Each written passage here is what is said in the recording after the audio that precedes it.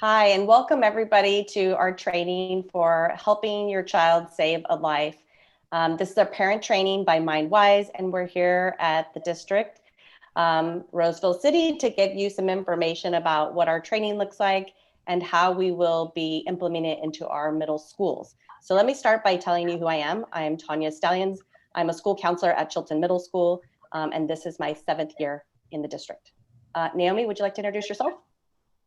Sure. My name's Naomi Blaine, and I'm our district licensed clinical social worker, and this is my 9th year in the school district.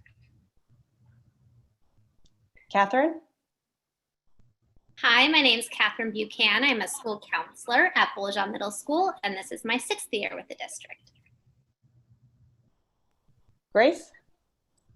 Hi, I'm Grace Ghost. I'm the school counselor over at Cooley Middle School, and this is my 3rd year at the district. And Meg? Hi, my name is Meg Murray, and I am the school counselor at Ike Middle School. This is my 2nd year here in Roseville. Lindsay? Hi, my name is Lindsay Walter. I'm a licensed clinical social worker at Ike Middle School, and this is my 6th year in the district. Aaliyah? Hi, I'm Aaliyah Land. I'm a licensed clinical social worker and the mental health specialist at Buljan Middle School, and this is my 2nd year.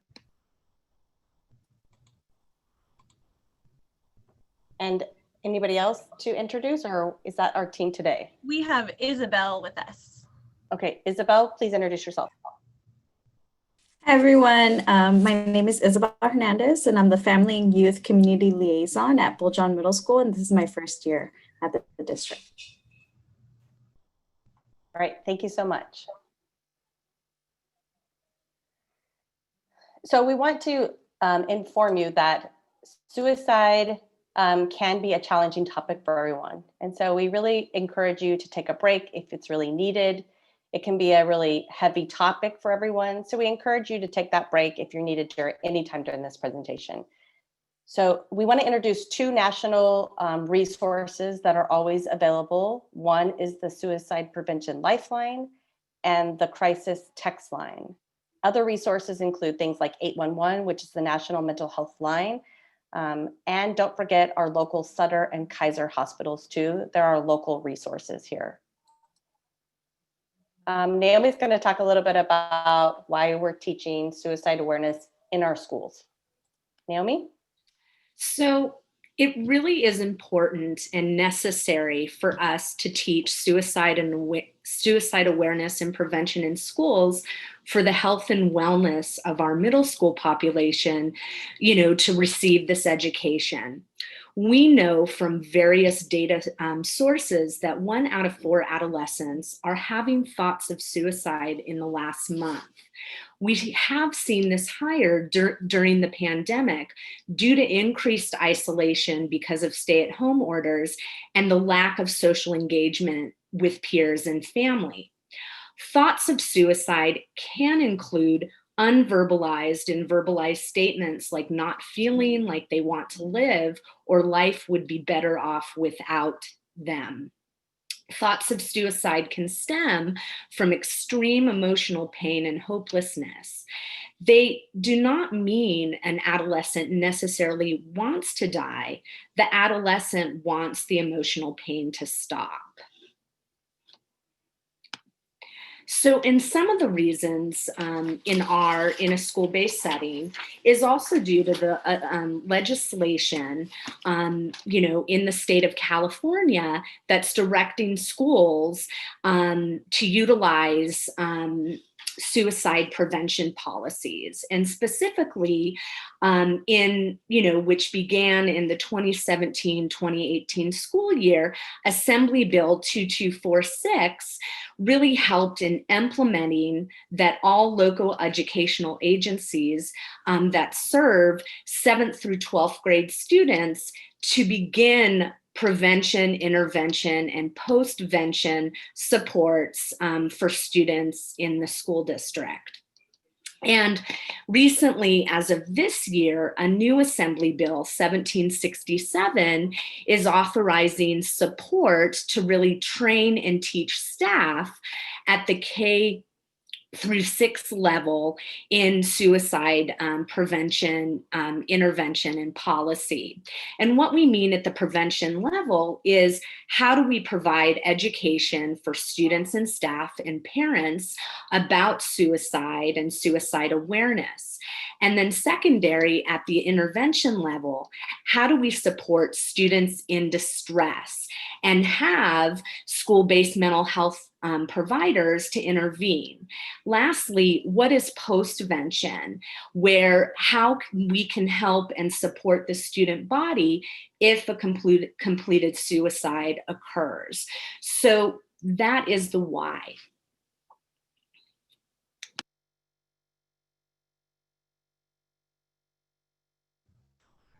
All right, so this is just a quick snapshot of our agenda for this evening. We are going to go over the youth suicide prevention basics, and then we're going to talk about the ACT model. That is stands for Acknowledge, Care, and Tell. We're going to go over what to do when your child does use the ACT model. We are going to touch on building coping skills, and then we'll end with some important resources and also have time to take some of your questions. Okay, so why does suicide happen? This cube is or it's supposed to be a cube, is a good visual for the complex mix of factors that could lead to someone to think about suicide. But essentially, it's when someone is trying to stop that intense emotional pain. So for example, untreated depression. The majority of people who do die by suicide have a mental health disorder, and this mental health disorder is most commonly depression.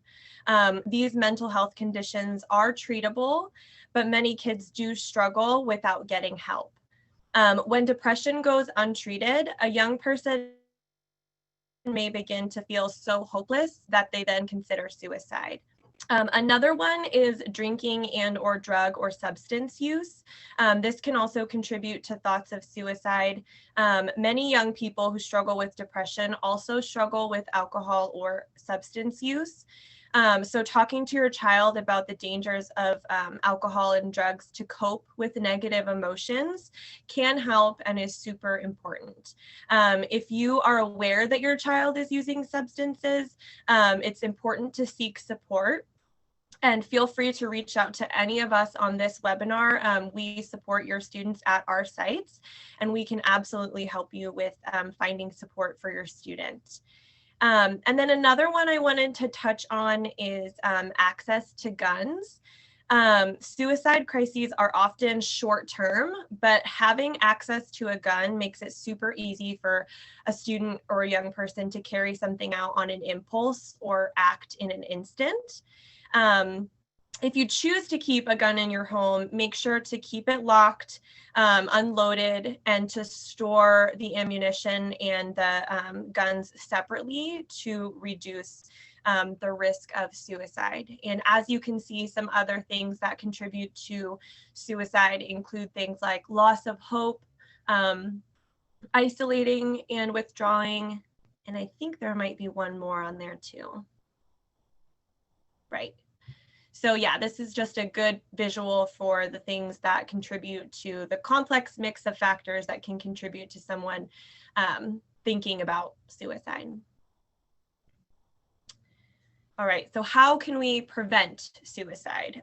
Just as there are many things that can contribute to someone feeling this way, there are lots of areas where we can intervene before someone reaches the point of considering suicide. So when young people get treatment for depression or substance use, they can begin to feel much better and practice healthier coping skills. It's super important to build connection to peers and adults. And as I mentioned, healthy coping skills can help buffer young people during difficult times. And then also encouraging your child to invest in their health by encouraging those healthy habits. Those things go a long way. And then some other things you can see on here, preventing the access to guns is really important, and trying to instill a feeling of hope in your child or young person.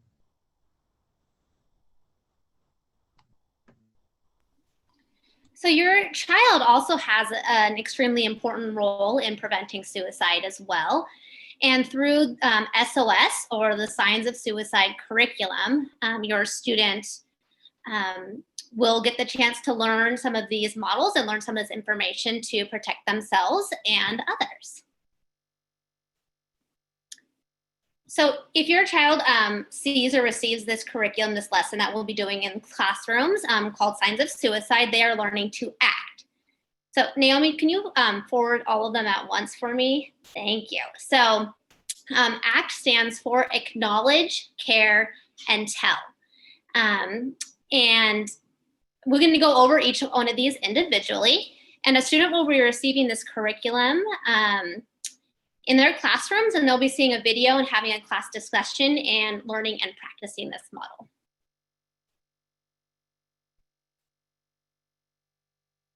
So the first step of the ACT program that your student will be learning is to acknowledge the warning signs.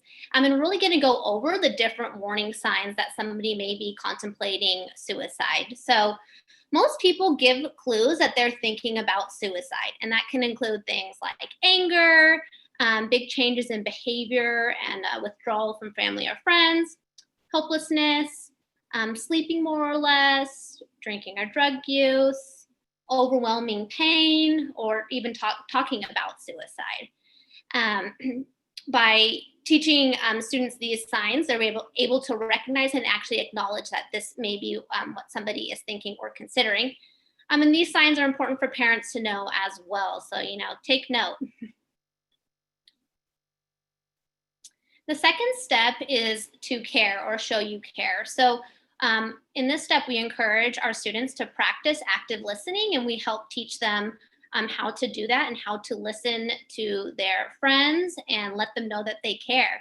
We teach them really simple phrases that can help express that feeling of caring for their friends, such as like, it's okay to feel that way, or, hey, tell me more about that, or even just simply, I'm here for you. And then this last part is so important, and parents, you have a really big role in this last part of the ACT model, and that is tell a trusted adult.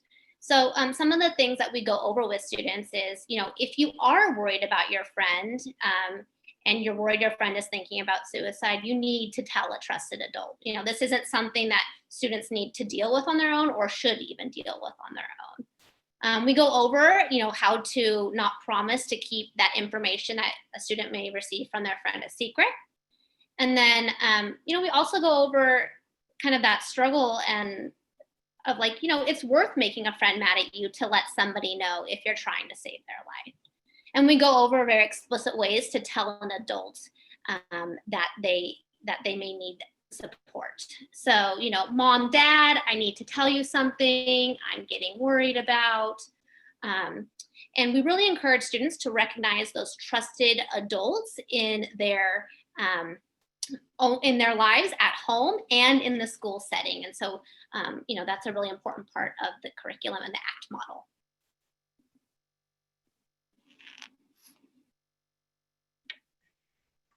Thank you, Catherine. So now we're going to talk a little bit about your role as parents and what to do if your child comes to you with concerns about a friend.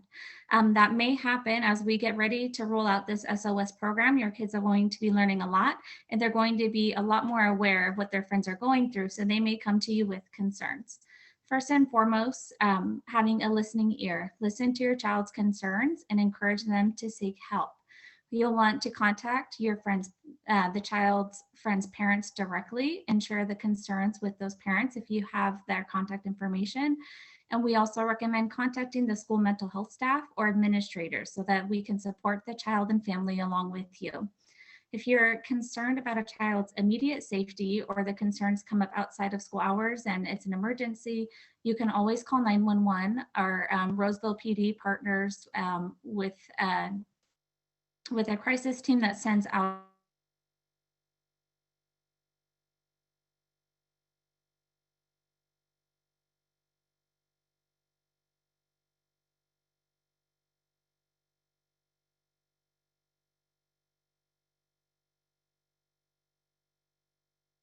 they can be very afraid of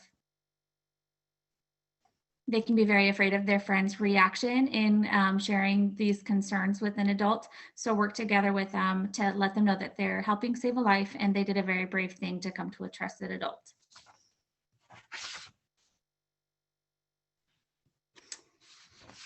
Remember, Can you just go over a little bit more of that? Your voice had cut out, and we just want to make sure we capture it all for people who are attending. Something about the 911 and the police you were speaking about. thank you so much for letting me know. I'm sorry, it seems my internet may be cutting out on me. If you are concerned about a child's immediate safety, you can call 911. In Roseville, our RPD partners with the mobile crisis team, and we'll send a social worker out with law enforcement to provide an immediate crisis assessment and ensure the safety of that child who may be in danger. So, and lastly, reassure your child that they did the right thing, telling you and work together with them to help save a life. They can often be very worried about their friend's reaction, and reassure them that they did the right thing by telling a trusted adult. Remember, there's always help available. Your child's pediatrician, the school counselor, or like I said, for an immediate safety concern, call 911. And then you see there the crisis text line and suicide prevention call line.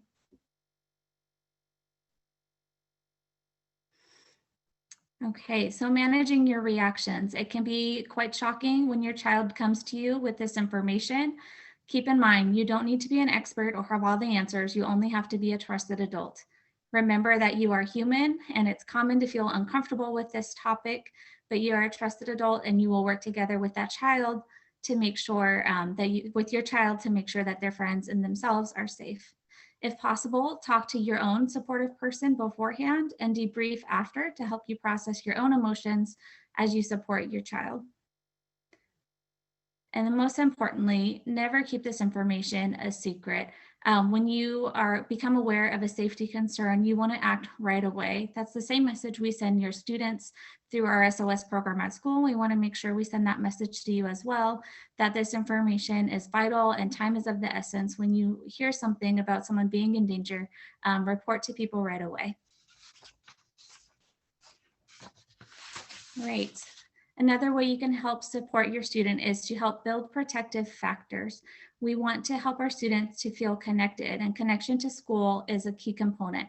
Our students recently have really lost their connection to school through distance learning, and we are slowly but surely building that back up now that they're in person and meeting with their Ingenuity advisors. We want to make sure they're connected. So encourage your kids to log on for virtual lunch clubs or participate in conversations in class. Encourage them to FaceTime and any other interactions that they can have with their friends, and make sure they're engaging with their teachers and getting to know them as well. The teachers are really invested in making sure our students feel connected, especially at this time. Also, always let your child know that you are ready to listen. That can be a huge protective factor for your child and your child's friend. Being a trusted adult for not only your child, but the children in their lives is really important. And let them know that if they're worried about a friend or if they're struggling themselves, they do not need to worry alone. You're there for them. We also want to help our students along with their protective factors of positive connections to both you and their school. We want them to learn healthy coping skills because, as we've seen recently, hard times happen and we need to have the coping skills to help give more protective factors for our kids. There's some examples here on this slide, exercising, writing down what you're grateful for, talking to friends and family, listening to music, and the list goes on and on. Each of your children is a unique individual and has their own coping skills, and you can play an important role in helping them explore what helps them feel good. And you can go ahead and check out, we have lots of activities in our RCSD calming room where you'll find endless types of coping skills. So encourage your students to practice those consistently, even when they're having a good day, so that they're prepared on the bad days to use those coping skills effectively.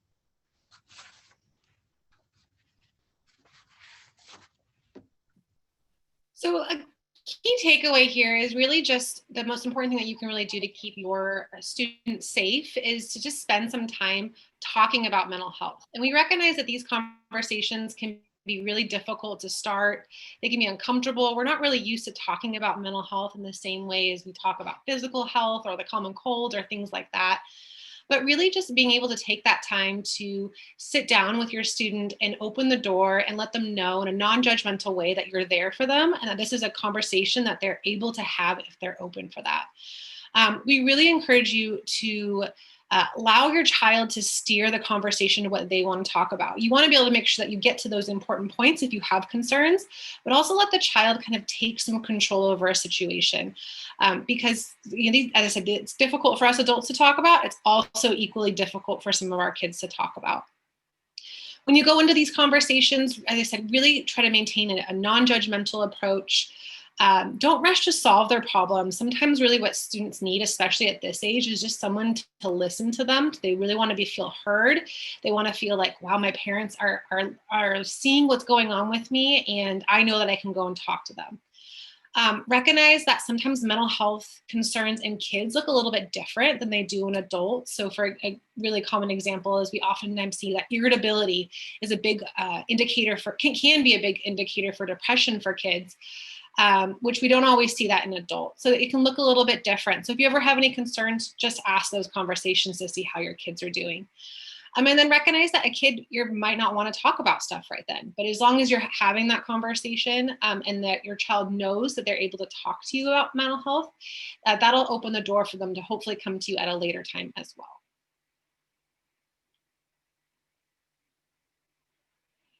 And here's a big one. This is the one that really often scares parents, caregivers. It can scare us too in the mental health field to talk about suicide, to be really open. And we recognize that we're asking kids to really be kind of more open about these difficult conversations through this curriculum. We really want you guys to recognize that it is okay to ask about suicide. So being directly even using those words, suicide, or using indirect words as well, such as like, do you wish that you were dead? Or do you wish that you were not around anymore? That is not going to put those thoughts in your child's head. In fact, that can really just open that door to those deeper conversations so that your kids know that they feel heard. As our other panelists mentioned, suicide is unfortunately a much more common concern among this age group. And so we really just want to be direct with our concerns to at least rule it out, but also just to, if it is going on, we want to address it. You really just want to be able to make sure that you're letting your children know that you see their pain and you are not afraid to help. Kids will base their reactions on what they see their parents, how they're reacting. And so if we are approaching these situations in a way that doesn't feel fearful, it doesn't feel judgmental, our kids are going to respond in that same way as well. And so, we recognize that teens can be in adolescence. It's a difficult age to engage with them. I know all of us as counselors and mental health providers, we are always looking for new ways to make connections as well. We know we hear it from parents all the time. So they want to talk with their kids, but they're not always sure how to have those conversations. So here's some great tips that might work for you guys. The key takeaway here is you guys know your children best. So what's going to work for one kid is not going to work for the other. So tailor it to your own specific needs. But some options you might want to consider is having a team-led family meeting. Back to that idea of having your student really take control of the conversation in the situation. Let your teen and your adolescent set the agenda for those. And that can be really powerful for them. You might want to have these difficult conversations while you play a game. Teens and adolescents, they love to kind of have something busy with their hands or avoid kind of some eye contact during this. So maybe you bring this up while they're watching a TV show where that they're talking about mental health, or maybe you go out for a walk and that's when you kind of approach the subject. One of my favorite approaches to getting teens and adolescents to talk has always been taking on them on a drive. It's something that I've done for years as a therapist. I don't get to do it now in the school setting, but it's something I highly recommend to parents. Teens, for some reason, if they're on the road, it just seems to kind of open them up a little bit. And then just continue to have those conversations, maybe multiple ones, not having it all at once. And then maybe bringing in other trusted adults that your child is really connected with. So bringing in your support system can be very helpful as well.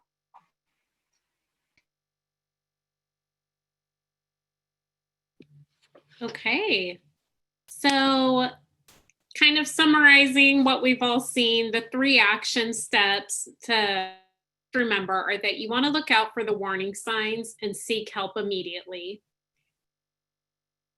Help build coping skills and positive supports for your child. So these are things that you're doing constantly, helping to build up their self-esteem, maybe helping them recognize coping skills that they don't know are a coping skill. Like if they like to do a special activity like music, those are great coping skills, and they might think, oh, it's just something fun that I do. So helping to encourage that is really helping them with positive in their lives.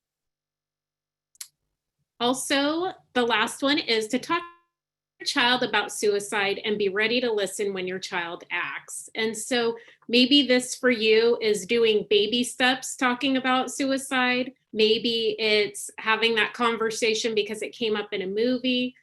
For you, it might just be your student comes to you with this and you're just kind of right into it. But at least now you have a little bit of input, a little background, something to work off of, and then always you can reach out for support with that conversation from these people here. Okay, so I don't like this graph. I saw it when we did our staff presentations. It's here again, and it shows you that suicide is the 2nd leading cause of death for teenagers in the United States. And it's only 2nd to accidents. And if you look at that top line that's showing you death by accidents, you can see that it's gradually trending downward. And that's because we've done a lot of things over the years to help teens not die through accidents. We have safer cars, we have safer roads, we've increased driver's ed requirements, as well as the requirements to get your driver's license in the first place. We've increased drinking and driving laws, seeing hands-free laws, as well as reducing speed limits. So you can see that all these things that have been put in place have drastically the amount of deaths in teens due to accidents. So now we need to think about what can we do to do the same with death by suicide. And that's where this assembly bill comes in. So teaching teens how to support their friends. We are teaching them kind of signs to look for in themselves. We obviously don't want them diagnosing themselves, but we want them to be aware that, hey, be feeling a little off. I don't usually feel this way. I want to talk to my parents about it, and it's okay to do that. So we want to partner with you as parents. We want to help you with these conversations. We want to help you if you have questions or concerns about how to deal with it. And we want to make sure that everyone knows that you can reach out if you're concerned about a child.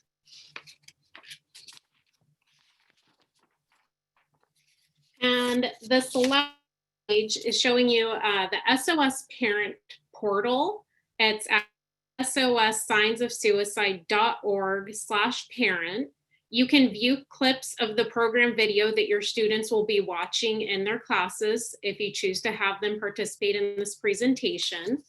And it will also give you an online mental health screening that you can do on behalf of your child. So maybe you've been watching this video and you're seeing that some of these warning signs are ringing a little true for my student, and you might have some concerns. So you can take this brief screening, and at the end, it'll give you an idea of maybe you need to talk to a pediatrician about this, or maybe reach out to a counselor and get a little extra support for your student. That's it on that. All right, thank you so much, Lindsay. So just to summarize in our presentation today is the Act for Parents. There is an infographic that is also included within the parent portal that Lindsay just described in the last slide. You will also be receiving that link directly from our SWIFT and a message that you'll be receiving from your school counselor on your own school site. So in summary, we want to remind you that you as parents and guardians, ACT message, the ACT, and that you will get more information about that in the messaging coming from your school site. This is also a good place to display it someplace in your house if you have that ability to, if you wanted to strike up a conversation with your kid that Aaliyah was talking about, these tips to talk to our students about how to get them to even talk. This can really open up that dialogue that she was talking about before. So this message of acting and acknowledging, caring, and telling is really important for students, and it's also important for parents.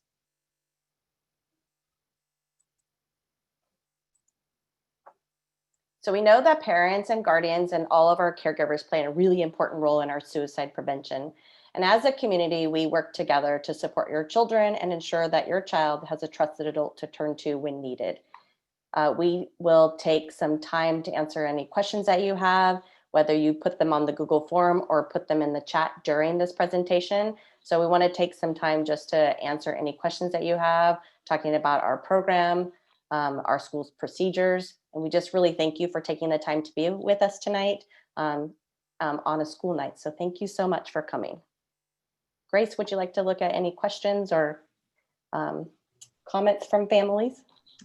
Yeah, we did have one question that was submitted on our question Google form, and the question was regarding different steps parents and guardians can take if their student is talking about suicide or thinking about suicide or things of that nature. And so again, I think that the ACT model is a great place to start, and Aaliyah going over the tips for talking with teens is also some great information as well. So I hope that we were able to answer your question. It does look like we have a couple in the chat. The first one is, will this curriculum be presented to students in the Champions Academy also? That's a great question. And yes, it is going to be presented to all the Champions Academy students as well. We are doing our best to divide up the Edgenuity advisory classes to try and target as many of our own students that we have at our site. So for example, I'll be working with the advisors who primarily have Cooley students.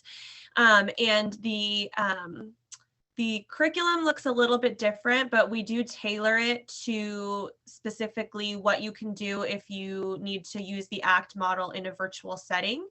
And I don't know if we shared this, but we also do provide staff training before we roll this out to the students. So our teachers and staff on campus, in addition to all Champions advisors, are also going to be getting staff training too, so they can be on the lookout for different warning signs and red flags and things of that nature.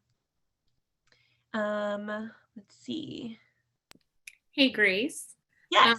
I also mentioned to parents that you'll be receiving an opt-out letter. So this is optional. While it is a state mandate through the Assembly bill that we present this information to students, you know your child, any of us, and if for some reason you feel like this is not appropriate for them or they might need something different, you have the option to opt them out of receiving this at their school site as well as our Champion students. Yes, correct. And someone had asked if the slideshow is going to be available because they came in a little late, and no worries. We are recording this webinar and it will be posted or sent out. I'm not quite sure of the exact way it'll get to you, but we will make it available to all of our RCSD middle school parents and families. So you'll be able to have this information and review it as needed. And then we are going to be sending out a parent letter with all the information, with the parent portal resource, with the opt-out letter. And that will ensure that you have all of our contact information as well. If you have, additional questions about the program, or if you have questions about specifically how we're rolling out the program at our individual sites. I know that we do things a little bit differently just based on the logistics at each of our schools. So if you have additional questions around that, we are happy to answer those as well. Let's see in the chat.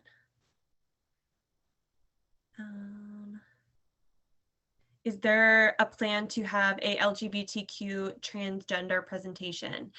So we do provide this curriculum to all students, again, as Lindsay said, unless you opt out of it. And we are sensitive to those issues and things of that nature. And the curriculum is really robust. And so it does take into account, you know, kids and students and families and people of all different types of backgrounds. So I don't think it actually goes into specifics about how this topic affects youth who identify as LGBTQ or transgender, but it definitely is an awesome, comprehensive curriculum. I'm not sure if anyone else wanted to share their thoughts on that as well. I could speak for our Positive Prevention Plus curriculum that's delivered to 7th graders, that within that curriculum, there is a section for gender identity. And so all 7th graders get a little bit of that. And during that context of gender identity, there is conversations about suicide rates and students' needs. So it's touched on, but not necessarily within this particular presentation, but the faculty one does talk about how it's can be potentially a warning sign to prevent. So they could be aware of issues coming up. Anybody else? I would just say too, you know, I would encourage it for parents that have questions about that to reach out to their specific mental health or counseling provider at the school site, because a lot of our school sites do offer support services, whether that's clubs or other options for our LGBTQ youth. And that's oftentimes addressed more directly at the school site in particular. Yeah, those are great points. Thank you, Tanya, and thank you, Aaliyah. And then we had a question, should I reach out to the counselor at my child's homeschool for help, even if he is in Champions? And I'm so happy that you asked this, because yes, even though we are housed at our sites right now, we are still continuing to support our Champion students. We're still meeting with them virtually via Zoom, emailing, checking in. I can only speak for mine, but I'm sure it's the same at the other 3 middle schools as well, that all the extracurricular clubs, all the tier 1 and tier 2 supports that we offer our students, our Champion students, are absolutely able to access those as well. And, you know, we are absolutely here to help. If you're a Cooley parent, your child is still a Cooley Cobra. So have them email me, have them give me a call, but we are all here to help if they are enrolled in Champions. What Grace just said for Cooley applies to Bulljon as well. So just wanted to shout out our Bulljon Bulldogs. Woohoo! All right, then let me shout out the Ike Wildcats as well. I will just say, if you are an Ike Champions parents, please request support as needed. I hope you've been getting our newsletter.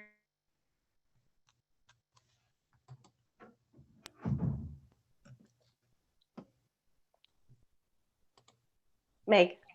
Oh no. One more time about the newsletter. Your school counselor, whether they're in Champions or in-person school. Meg, can you repeat a little bit of that when you talked about the newsletter? Oh, I just said that hopefully you're receiving information from your school counselors that our Champions kids are still our kids and our Ike Wildcats are still Wildcats. And I've been providing lots of Zoom sessions, and we are 100% available to meet with your students. Tanya, were you going to shout out the Bobcats?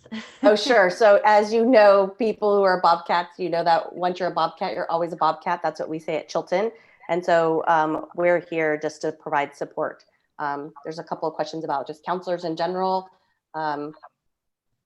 Generally speaking, right now we have females in the district. Sometimes we do have some men that come in and do like internships and stuff like that. But right now we do not have any contracted school counselors within the district. We do have some male school psychologists and things like that. But that's where we're at this moment. And then you want to do the last one, Grace? Yeah, please remind me the name of the Ike counselors. So I will let you guys reintroduce yourselves so they can also see your faces. Alrighty, the Ike counselor would be me. My name is Meg Murray. We also have our Ike social worker, Lindsay Walter. You want to say hi, Lindsay? Hi, I'm the Ike social worker, so Meg both at Ike full time. And let's see, Catherine. Okay. Oh, we're all introducing ourselves. Well, I'm Catherine Buchanan. I'm the school counselor at Beaujon Middle School. And I'm Grace. I'm over at Cooley. Tanya, I don't know if you want to reintroduce yourself for anyone that came late, just so they can put faces to names. I know usually we get to talk with you all in person on our parent presentation nights, and we aren't able to do it, but hopefully this kind of mode of delivering this information to you made it easier to tune in. But Tanya, do you want to? Yeah, so I'll wrap it up here. That as a Chilton employee, my name is Mrs. Stallions, Tanya Stallions, so the kids know me as Mrs. Stallions, and I'm over at Chilton. So I don't see any more questions in the chat, but feel free to reach out to any of your site counselors and really chat with them and get to know them a little bit and see if it's a good fit for your student to make contact with them. And we'll be in contact. So we just really appreciate all of you guys coming tonight, taking the time out of your schedule to see what we offer and what we're doing to support our students in a Tier 1 process. So thank you so much, everybody. Thank you all for coming. Have a good evening.